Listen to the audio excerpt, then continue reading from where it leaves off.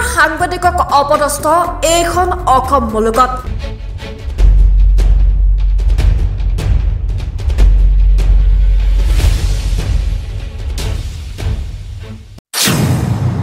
গোৱালপাৰাৰ লক্ষীপুৰত বাতৰি পৰিৱেশন কৰি থকা অৱস্থাত জ্যেষ্ঠ সাংবাদিক দিলীপ কুমাৰ নাথক শাৰীৰিকভাৱে অপদস্থ প্ৰশাসনৰ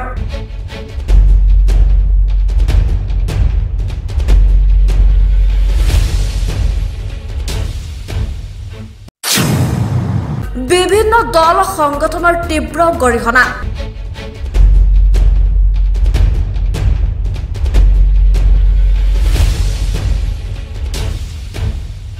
আজি লখিমপুৰ আঞ্চলিক বন বিভাগৰ অধীনস্থ কুমাৰখালী সংৰক্ষিত বনাঞ্চলৰ উচ্ছেদ চলি থকা অৱস্থাত বাতৰি সংগ্ৰহ কৰি থকাৰ সময়ত লখিমপুৰ ৰাজহুৱা চক্ৰ বিষয়া ৰাজীৱ গগৈ আৰু লখিমপুৰ বন বিষয়া ধ্ৰুৱ দত্তৰ ইংগিতত দুগৰাকী বন কৰ্মীয়ে জ্যেষ্ঠ সাংবাদিক দিলীপ কুমাৰ নাথক শাৰীৰিকভাৱে অপদস্থ কৰা বুলি এক গুৰুতৰ অভিযোগ উত্থাপিত হৈছে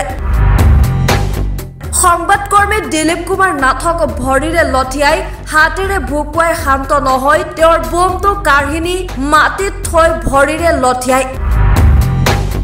কেইবাটাও গুৰুতৰ বেমাৰত ভুগি থকা বুলি কোৱাৰ পিছতো বন কৰ্মীসকলে জ্যেষ্ঠ সাংবাদিকগৰাকীক শাৰীৰিকভাৱে অপদস্থ কৰা বুলিও এক গুৰুতৰ অভিযোগ উত্থাপন কৰিছে নাথে চাৰ্কেল অফিচাৰ আৰু বিশেষকৈ বনকৰ্মী দুগৰাকীয়ে মোক টানি চচৰাই লৈ যায়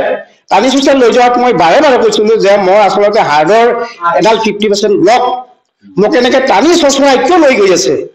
তাৰপিছত তথাপি তেওঁলোকে মোৰ হাই প্ৰেছাৰ মোৰ ডায়েবেটিছ মোৰ এটা কিডনীত পাথৰ আছে মই যেন বেমাৰী মানুহ এই কথাখিনি বাৰে বাৰে অনুৰোধ কৰাৰ পিছত মোক টানি চচৰাই বহু দূৰ লৈ যায় আৰু সেইধৰণে মাৰপিট কৰে আচলতে এই ঘটনাটো আচলতে আমাৰ লক্ষীপুৰ অঞ্চলত এই অঞ্চলত যে লক্ষীপুৰ অঞ্চলত বিগত দিনত এক 2 নম্বৰী ব্যৱসায় 2 নম্বৰী কাঠৰ ব্যৱসায় ইত্যাদি এটা মানে অপৰাধৰ ৰম্যভূমিত পৰিণত হৈছে আৰু বোধহয় আমি এই বাতৰি পৰিৱেশন কৰাৰ কাৰণে কিজানি ক্ষুব্ধ হৈ এই ঘটনাটো সংঘটিত হ'ব পাৰে নাইবা যি ৰাইজৰ যি হাহাকাৰ ৰাইজৰ যি হাহাকাৰ সৃষ্টি হৈছে তেওঁলোকে কিছুমানে অভিযোগ কৰিছে ইয়াতে এটা মন্দিৰ আছে এটা জুপুৰি মন্দিৰ এইটো ভাঙা নাই আৰু ইয়াতে এটা ঈদগাহ আছে এইটো ভাঙিলে তেনেধৰণে আমাক অভিযোগ কৰিছে চিঞৰি অৱশ্যে এই ঘটনাক লৈ ৰাইজৰ মাজত উত্তেজিত পৰিৱেশৰ সৃষ্টি হোৱাত সাংবাদিকজনক বন কৰ্মী দুজনে এৰি দিয়ে কেৱল শাৰীৰিকভাৱে অপদস্থ কৰাই নহয় লক্ষীপুৰ চক্ৰ বিষয়া আৰু লক্ষীপুৰ বনাঞ্চলিক বিষয়াই এই বিষয়ে বা বাতৰি পৰিৱেশন নকৰিবলৈ সকীয়াই দিয়ে অন্যথা মিছা গোচৰত ফচাই যাৱজ্জীৱন কাৰাদণ্ডৰে দণ্ডিত কৰাৰ ধমকি দিয়া বুলিও এক গুৰুতৰ অভিযোগ উত্থাপন কৰিছে নাথে এই সন্দৰ্ভত দুয়োগৰাকী বিষয়াৰ বিৰুদ্ধে জ্যেষ্ঠ সাংবাদিকগৰাকীয়ে গোচৰ দিয়াৰ প্ৰস্তুতি লোৱা বুলি সদৰি কৰিছে এইদৰে সংবাদ পৰিৱেশন কৰিবলৈ যোৱা সাংবাদিক দিলীপ কুমাৰ নাথক শাৰীৰিকভাৱে অপদস্থ কৰা ঘটনাক গোৱালপাৰা জিলা সাংবাদিক সন্থা জিলা আমচু আৰু ছাত্ৰ মুক্তিৰ লগতে বিভিন্ন দল সংগঠনে তীব্ৰ ভাষাৰে গৰিহণা দিয়াৰ লগতে উপযুক্ত তদন্ত কৰি দোষী বিষয়াসকলৰ বিৰুদ্ধে আইনগত ব্যৱস্থা গ্ৰহণৰ দাবী জনাইছে অন্যথা আগন্তুক সময়ত তীব্ৰ গণতান্ত্ৰিক আন্দোলন গঢ়ি তোলাৰো হুংকাৰ দিছে হয় স্যাৰ আজি আমি খুব দুখেৰে ক'ব বিচাৰিছো যে গোৱালপাৰা জিলাৰ প্ৰথম খবৰৰ সাংবাদিক সন্মানীয় দিলীপ নাথ ডাঙৰীয়াক আজি খুব প্ৰশাসনিক বিষয়াসকলে আজি অপদস্থ কৰিছে সঁচাকৈ বৰ্বৰ ঘটনা আমি সদৌ অসম সংখ্যালঘু ছাত্ৰ ইউনিয়ন সম্পৰ্কে আমচু গোৱালপাৰা জিলা সমিতিয়ে তীব্ৰ ভাষাৰে গৰিহণা দিছো আমি নিন্দা কৰিছো এনে ঘটনাক কাৰণ যি সময়ত আমি গণতন্ত্ৰৰ চতুৰ্থ স্তম্ভ বুলি আমি সাংবাদিকসকলক আমি পৰিচয় দি আহিছো কিন্তু এনে ক্ষেত্ৰত দেখা যায় খুব চৰকাৰী বিষয়া কৰ্মচাৰীয়ে তেখেতক আজি ভৰিৰে লঠিয়াইছে তেখেতৰ আজি মোবাইল কাঢ়ি নিয়া হৈছে গতিকে এনেধৰণৰ ঘটনা সঁচাকৈ গোৱালপাৰা জিলাত আমি গোৱালপাৰাবাসীয়ে লজ্জিত হৈছো এনেধৰণৰ ঘটনা সঁচাকৈ গোৱালপাৰাবাসীৰ যে সাংবাদিকসকলে লজ্জিত হৈছে আমি সাংবাদিকৰ জীৱনৰ নিৰাপত্তা নোহোৱা হৈছে আজি সাংবাদিকসকলে বিভিন্ন স্থানত দেখা গৈছিল তেওঁলোকে বাতৰি কৰিবলৈ গৈ অপদস্থ হ'ব লগা হৈছে আজি দেখা গৈছিল যে উচ্ছেদৰ এলেকাত গৈছিল তেওঁলোকে বাতৰি সমস্ত তাতে গৈ আজি প্ৰশাসন গোৱালপাৰা লক্ষীপুৰৰ বন বিষয়া ধ্ৰুৱ দত্ত লক্ষীপুৰ চাৰ্কেল অফিচাৰ আৰু লক্ষীপুৰৰ অচি মহোদয় সন্মুখত আজি তেওঁলোকক এই ধৰণে অপদস্থ কৰা সঁচাকৈ দুখজনক। আমি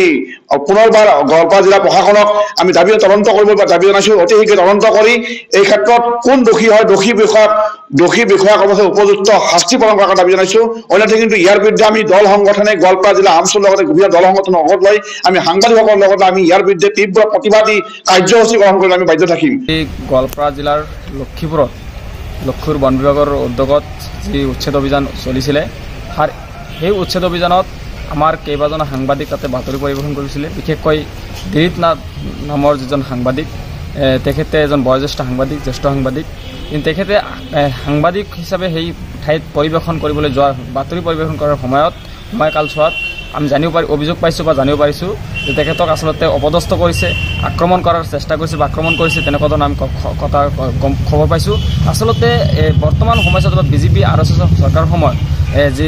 সাংবাদিকৰ ওপৰত যে আক্ৰমণ চলিছে আমি কেতিয়াও সহ্য নকৰোঁ। আমাৰ কথা স্পষ্ট যে গণতন্ত্ৰৰ যি চতুৰ্থ স্তম্ভ আছে, এই গণতন্ত্ৰৰ চতুৰ্থ স্তম্ভৰ ওপৰত যিহেতু আক্ৰমণ চলিছে, এই আচলতে এই চৰকাৰখন সম্পূৰ্ণ স্বৈৰাচাৰী চৰকাৰ চলিছে আৰু এয়া সম্পূৰ্ণৰূপে হিটলাৰী এখন চলিছে। সিদিনা আমাৰ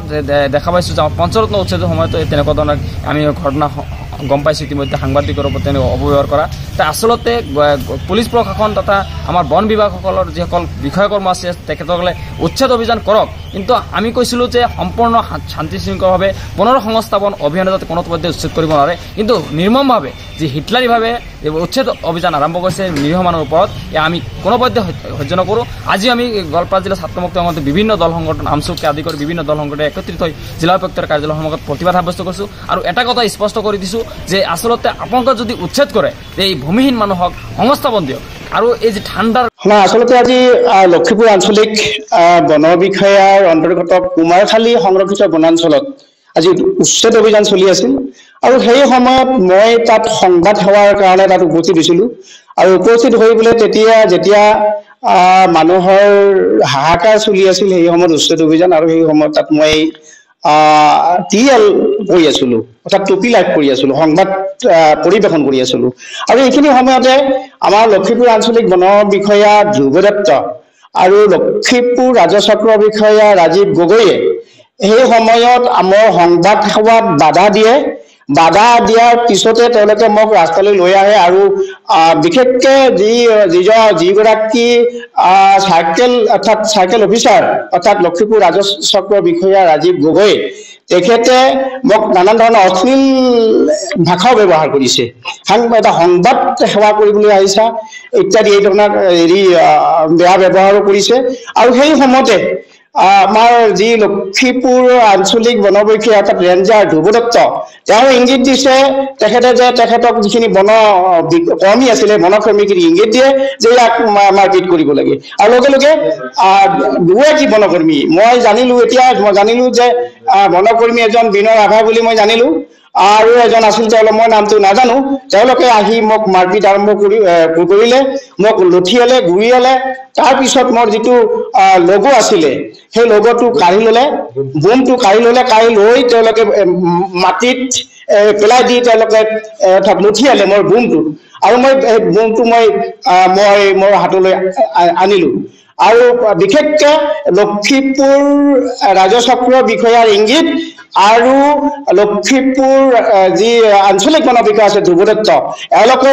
দুগৰাকী ইংগিততে এই ঘটনাটো সংঘটিত হৈছে। ব্যুৰ' ৰিপৰ্ট, দৈনিক অগ্ৰদূত ডিজিটেল।